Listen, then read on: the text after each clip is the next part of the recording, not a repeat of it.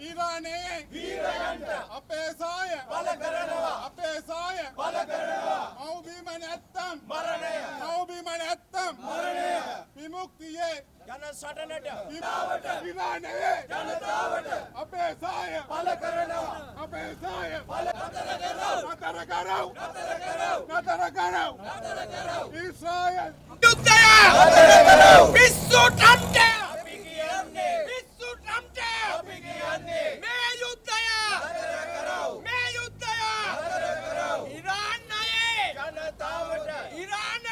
ජනතාවට අපේ සාය අපේ සාය අපි කියන්නේ යෙරු ටම්ට අපි කියන්නේ ජනගානක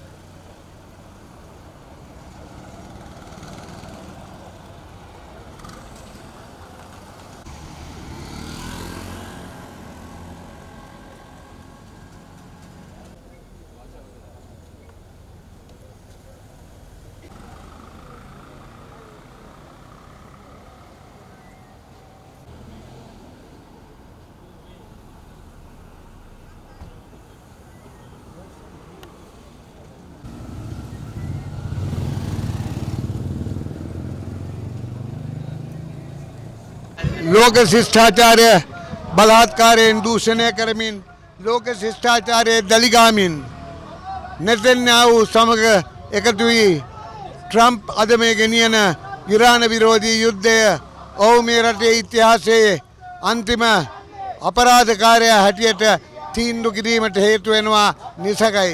ලෝකයේ අද තියෙන මතය එන්නෙන්නම වර්ධනය වෙනවා. ඇමරිකානු එක්සත් ජනපදය ඇතුළත්ව ඒ රටේ මිනිසුන්ගේ විරෝධය මතුවෙමින් තිබෙනවා.